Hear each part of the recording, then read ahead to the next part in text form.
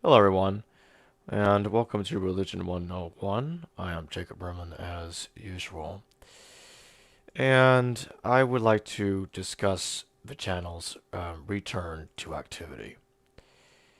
Um, as some of you probably have noticed, I haven't been I haven't been too active. Haven't been posting as often as I used to back in the day. Well, that will no longer be the case. Starting with today's recent video on the Composite Jesus, which was very well received. Um, I will be returning to activity.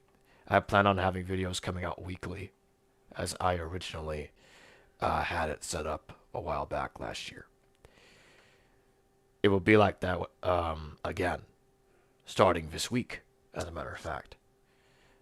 Um, I plan on doing more videos regarding the Composite Jesus, why it is an impossibility to identify any one particular historical figure as being Jesus of the entire New Testament.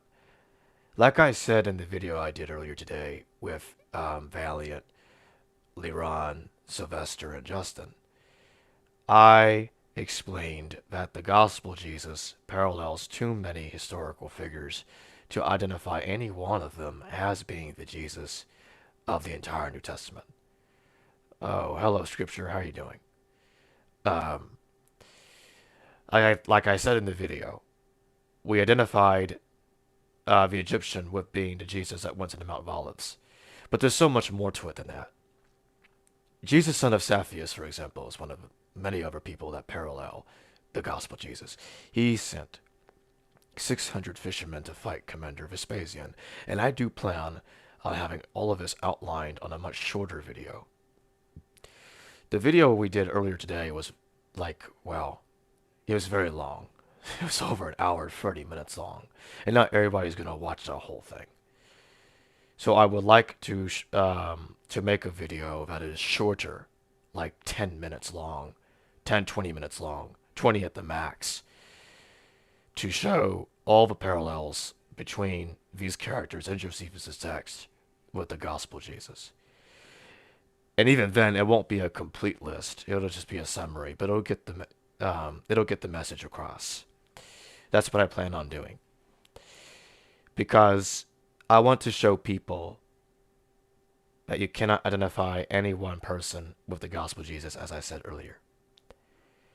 Now, when it comes to Paul's Jesus, that's a different story. I have an idea on who he is, on Paul's mortal incarnation of Jesus, but he won't tell us who it is in the first place. It's very mystery cultish, just like Philo is on the matter. But his Jesus is definitely one person, unlike the gospel Jesus, which is a composite amalgamation of Paul's Jesus with numerous additions.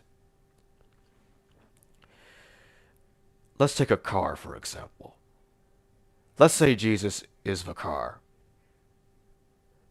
The parts of the car that make it move, like the engine, the gas tank in the car that the engine uses, the electrical wiring. Let's imagine all those parts, including the tires of the car, being the multiple biographies that make up the gospel Jesus. You can't have a passion narrative unless all the parts are in place. If just one of those parts is missing, the whole thing collapses. Now, of course, there could be pieces of the car that are broken, but it can still drive. But for it to be in fully operational capacity, in a coherent capacity, like the literature in the Gospels, like the Passion narrative, if you understand my analogy, you have to have all the parts in place. And that's what the Gospels are doing. Each Gospel was written thinking that the previous one was broken. It needs to be fixed.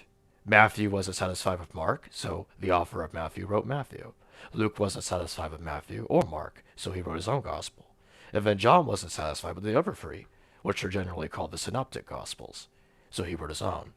And John, what John does is fairly obvious. He's reconciling Pauline theology with the Synoptic Gospels. Because according to John, Jesus is God. But in John's other book, Revelation, if it was written by the same person, he has at least the author of Revelation has a very strange idea. Revelation 22:16 has Jesus being the son of David and the morning star.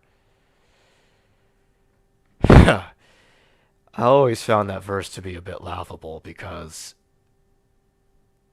the morning star is obviously Lucifer and David is a male. So how can these two have a son called Jesus 1,000 years earlier? It's not just simple. It's not just a matter of genealogy. Revelation 22:16 actually says Jesus is the son of Lucifer and David. But that is a complicated scenario that I will expand on in a later video.